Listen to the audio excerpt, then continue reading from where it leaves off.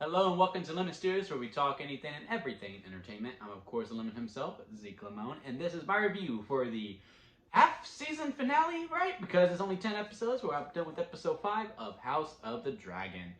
And man, I was in a great mood. I was in a great mood today. The boys won. Y'all know last week they got their ass kicked, and this episode brought me up. And then this episode brought me down. Not because it was bad, just, it's a Game of Thrones wedding. Don't know what to tell you. When there's a Game of Thrones wedding, you just end up kind of getting sad in the end. But I am loving everything that's happening. But I'm also really sad that this was the last episodes of Millie Hillcock, I believe that's her name, the lady who plays Rhaenyra Targaryen. This was her final episode. Next week we get a new actress in because we get another time jump. And Alicent Hightower's actress, I don't remember her name, but we also get a new actress for her as well. I have nothing against those two actresses who are coming in. I get it, I understand it, and I'm sure they're going to do fine. I mean, Game of Thrones does great with casting all around, no matter what. But those two were just so good, and I've gotten so attached to them and their interpretations of the character. I blanked out there. Like, I just got so attached to her, especially when Nera. I mean, she is such a standout in this show. So I'm very sad to see him go, and that this is the way that they go out. But man, what an episode! And it was a slower episode compared to others, but out of all the slower episodes, this is the one I liked the most. Um, I liked, just how modern Rhaenyra, that generation, Rhaenyra, Alicent, and the cousin. I find it so funny that Viserys was like, no, you can't sleep with your uncle, but you can bang your cousin. That's fine. That's fine. But it's just such an odd thing. But just how modern it was. Like, look, you're gay. I get that, and I have my own needs. This is a contractual obligation thing. We're gonna do this. We're gonna fulfill our duties to our houses. We're gonna have kids.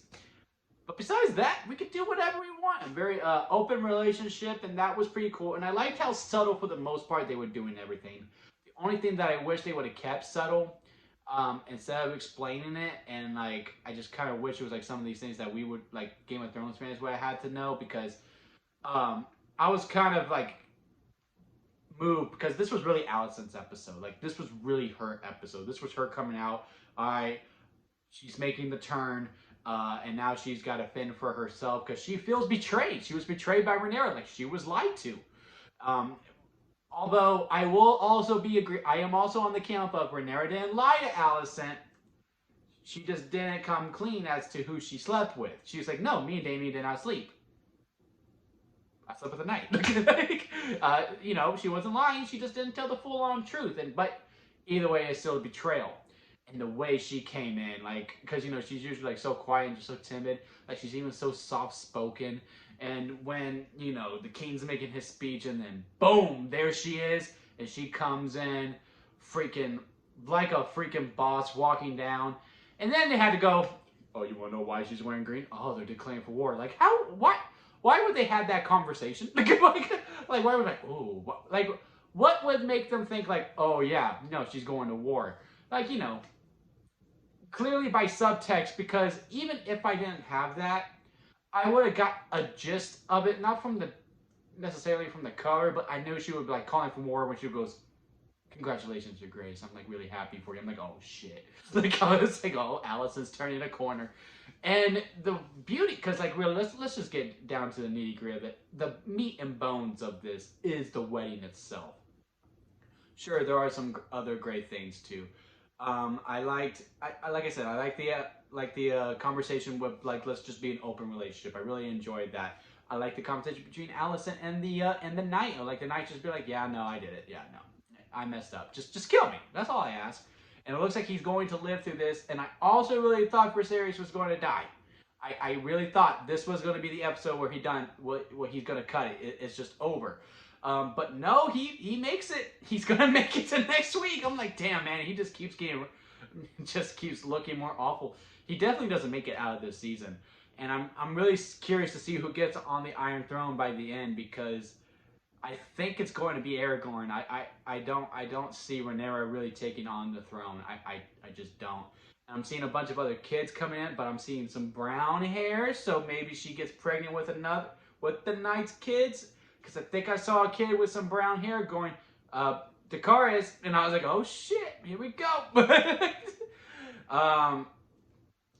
But yeah, I mean, that wedding, just the sure anxiety from everything going on, from just people dancing and the music and like doing the constant circling around and the jump and freaking and all Damien had to do was just show up, and I was like, oh shit, here we go. And oh yeah, the nice cold open, we finally meet his wife, and like, oh yeah, the wife's dead. And like that little subplot right there, and it looks like Damien and the other I forgot the other house's name. The girl who was supposed to marry the king, but then the king was like, she's 10. Like, that just don't feel right to me. I'm sorry. And it looks like they're going to get together and they're going to be scheming on the outside.